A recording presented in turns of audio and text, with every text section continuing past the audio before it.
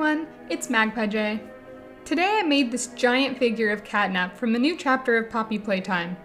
I did make this figure right as the game was released, but the video took me way longer than I expected, so now I'm late to the party. So here's how I made him. But first, I'd like to thank my supporters over on Patreon.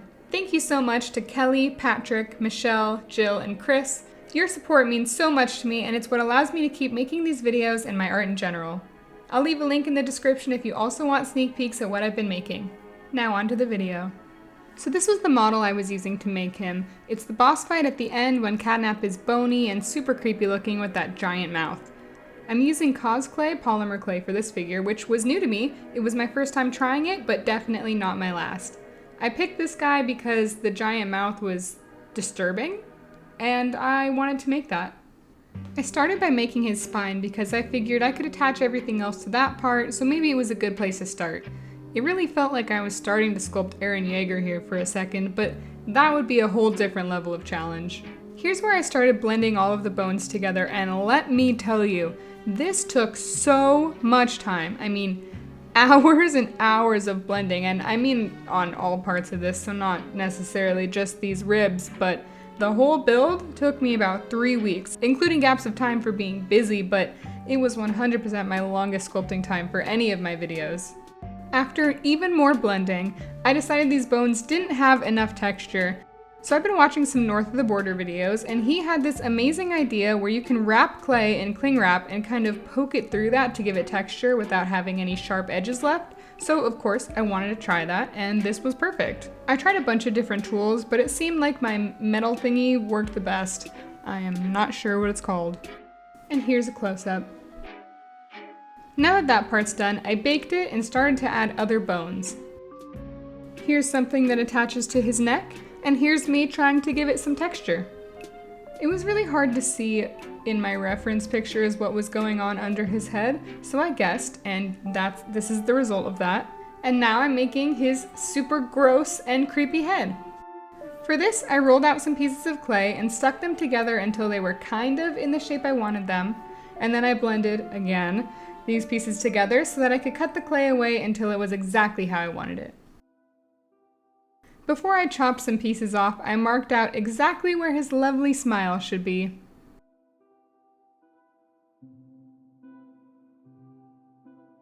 Then I followed along those lines to get rid of the excess clay.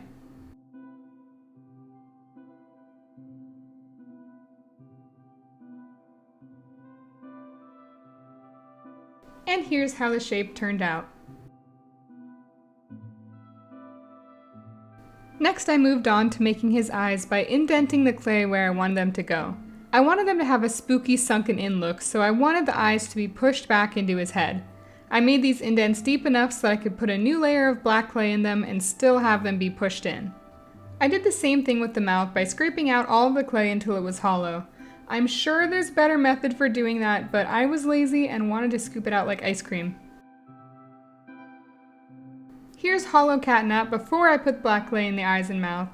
And now I'm just lining the dug out parts with black to make them look extra scary and deep. You know what this many pieces of black clay means? Even more blending! 3 hours later. Once all of the blending was done, I had an almost smooth layer of black clay on the inside of his mouth. I added black into his eye sockets before adding ears to his head. This empty looking Catnap face sat on my table creeping me out for so long before I finished sculpting the body that I could attach it to. Even my dog was a little bit freaked out by him. Then I added his actual eyeballs, which are so small compared to his black eye sockets.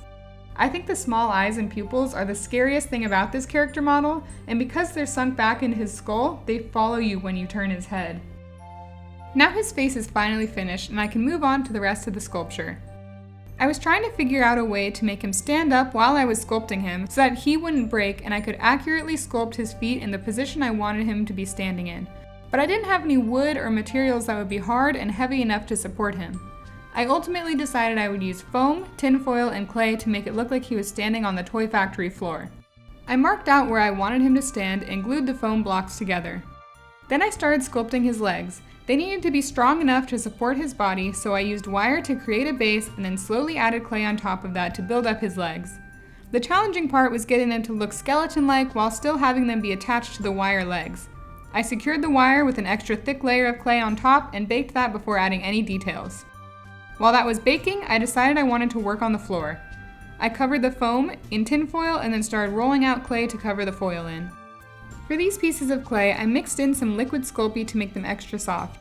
I knew I'd have a lot more blending to do, so I wanted it to be as easy as possible. If I were to do this project again, I would have rolled out a giant piece of clay instead of a bunch of little ones.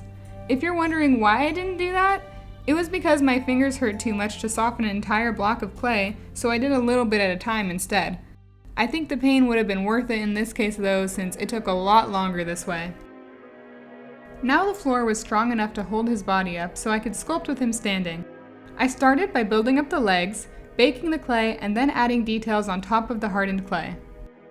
I did this for each of the legs before adding other bones or joints like the kneecaps. I added detail to those as well before baking it for a third or fourth time.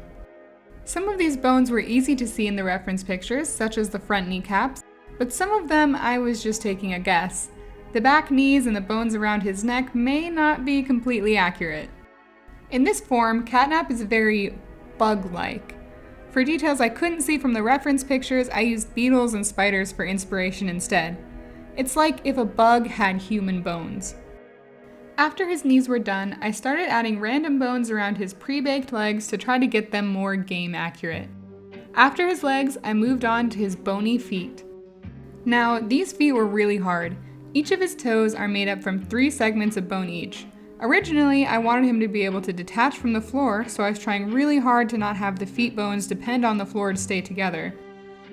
I ended up cutting these strips of clay into 3 sections, and it was impossible to get them to stick together without using the floor. I added details to these bones so they wouldn't look so flat.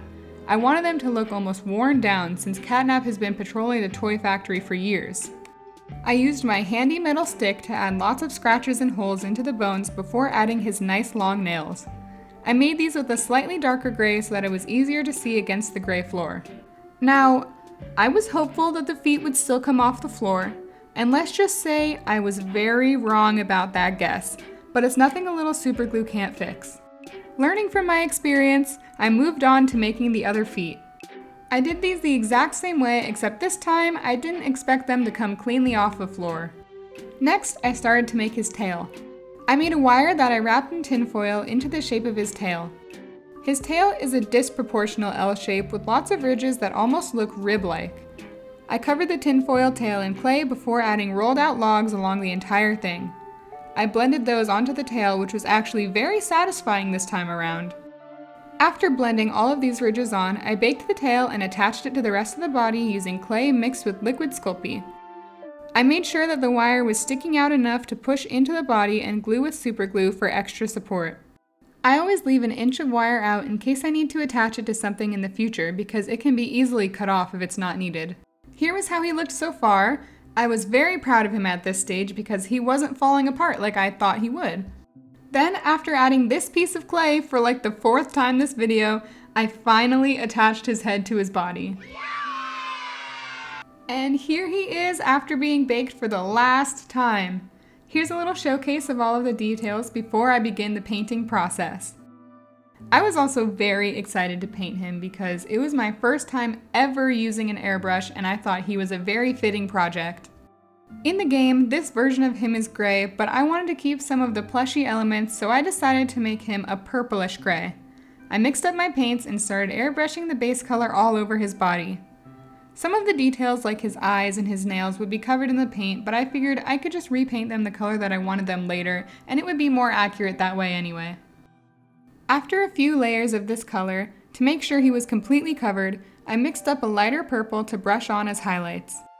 The areas I wanted to highlight were the bones that stuck out from his body, like his ribs, so that when I moved on to shadowed areas, they would really pop and the difference would look more drastic. I used a dry brush to blend the highlights onto the purple base color so that they would look more natural. After the highlights were done, I mixed up a dark purple to add in between the ribs and in any cracks in the clay. I used a wet brush for this instead so that the paint would go on thicker, since the character really depends on how the shadows are looking dark. I wanted him to feel really hollow inside. Then I used black paint to repaint his mouth and eyes because we want this to be the darkest part of him. His face is the thing that you want to stand out on this character, so there has to be some element that draws the eye there. In this case, it's his mouth and how dark the paint is in that one area. After giving his mouth a coat of black paint, I painted his eyes with black, and then the eyeballs white, and then a tiny black dot in the center for the pupil. After he was all painted, I thought it was finally time to give him a proper floor. I took him off of the base, which absolutely destroyed his feet, but again, I just glued it back later and covered it with a layer of white clay. I marked out where the tiles would be and painted some of the random squares red. I was using this image as reference, so that's kind of what I based it off of, but I also just randomly picked tiles that looked like they might have needed some color. I did this with red, blue, and yellow paint. After adding all of the squares, I decided the floor didn't look abandoned and dirty enough. The clay did end up cracking in some places, which added to the look, but I decided to add some dust-colored paint with a dry brush to add some extra texture. At first, I thought I went a little too crazy with the gray paint, but then I remembered how many years the toy factory was probably sitting there abandoned and felt slightly better. I washed off the brush and tried to spread the paint that was already on the floor around a little bit more so that it wouldn't be super dark in random spots. After that, I mixed white paint with water, kind of as a wash, and went over all of the spaces that didn't have red, blue, or yellow on them to lighten up the dust a bit. This is what he looks like after the paint completely dried. I think he turned out pretty good for my first sculpture of this size, but then I thought the floor looked a little too plain, so I decided to sculpt some props to put under him to really show how big he's supposed to look. I picked 3 things to make little figures of, and the first thing I made was this little Poppy mask. I wanted to make 3 things from his chapter specifically, and since he's the Poppy gas monster, I thought this was very fitting. I sculpted all of these details from clay, starting with the red in the eyes, and then the little purifier thingies out of blue and yellow.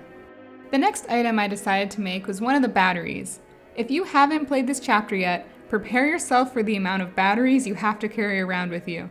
I think every puzzle included at least 1 battery, if not more. Then I baked these little guys and painted them to look used and dirty. I placed all of the items under his foot so that the floor looked a little less empty. The third item I made was one of the green hands, but I forgot to film that. And with that, he's finally done. Enjoy some finished clips of him.